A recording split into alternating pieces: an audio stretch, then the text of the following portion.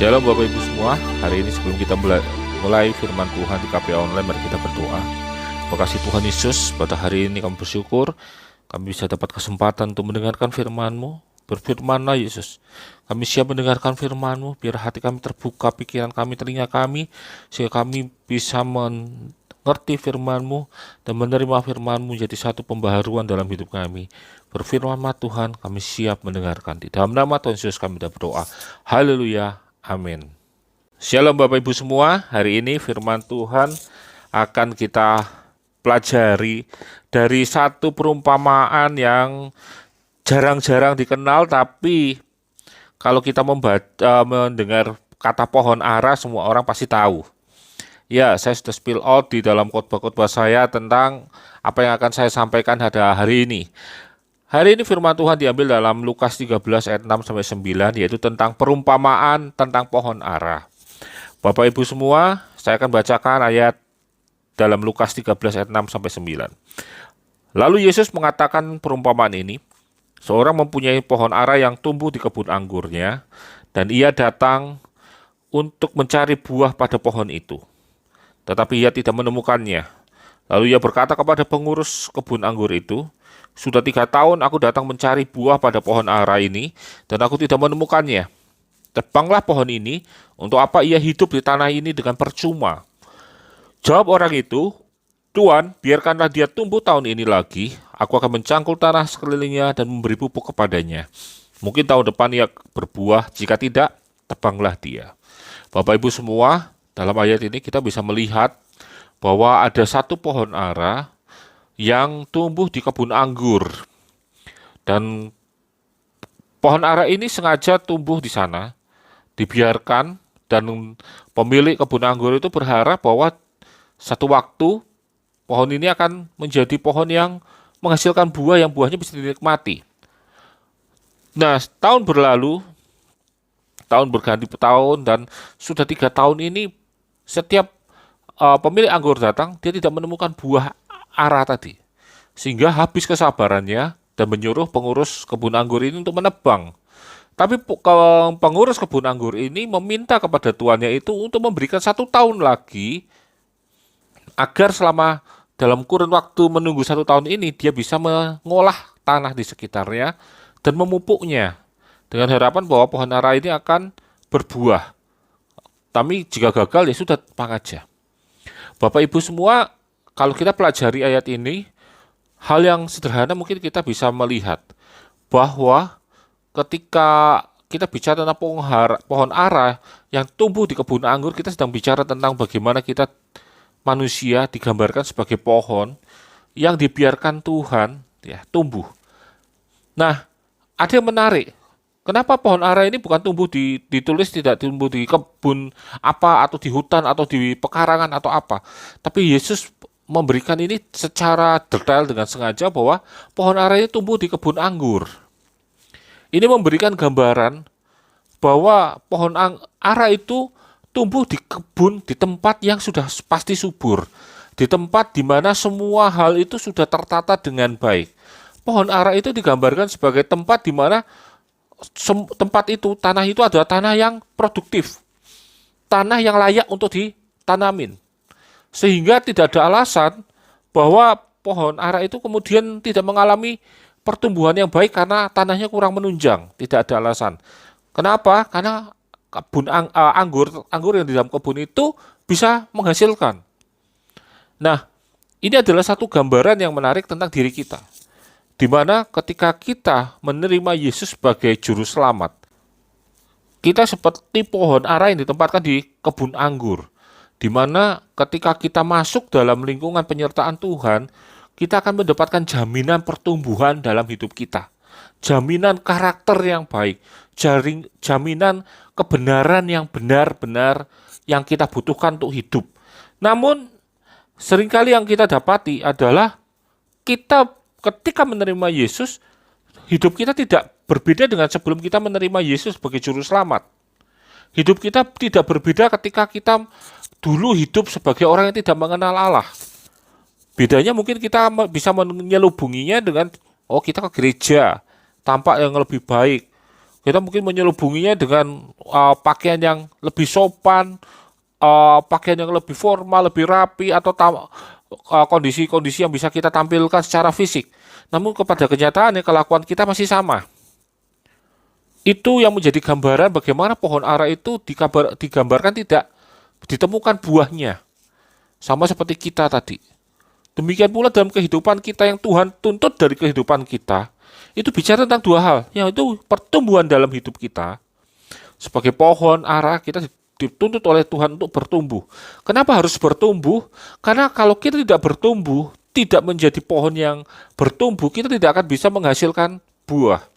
Jadi yang bisa menghasilkan buah adalah pohon yang bertumbuh. Karena pohon yang bertumbuh adalah pohon yang sehat. Pohon yang mampu untuk menyerap setiap hal yang baik dalam tanahnya, kemudian dia bisa menumbuhkan dirinya. Demikian pula, setelah ada pertumbuhan, yang dituntut adalah ada buah. Karena apa? Karena buah ini adalah bentuk bukti bahwa pohon tersebut benar-benar pohon yang baik. Pohon yang bertumbuh dengan sempurna. Buktinya adalah dia bisa menghasilkan buah. Saya ingat pohon mangga di depan gereja Mojosongo zaman dulu.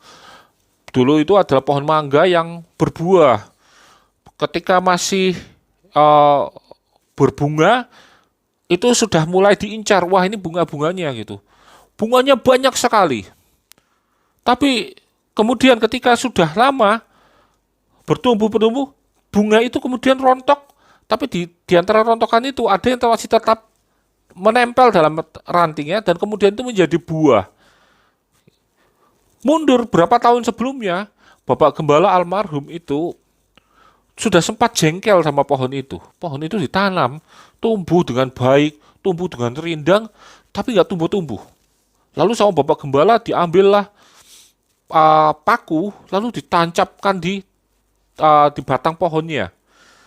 Entah itu kepercayaan orang mana, tapi pada kenyataannya kemudian pohon itu berbunga dan berbuah. Nah, Bapak Ibu semua, pohon yang berbuah itu adalah pohon yang kemudian bisa diidentifikasikan. Oh, ini dia pohon yang berbuah. Pohon mangga akan diidentifikasikan dari buah mangganya. Dia akan lebih mudah diidentifikasikan. Bagaimana gambaran pohon ara yang berbuah itu terhadap hidup kita?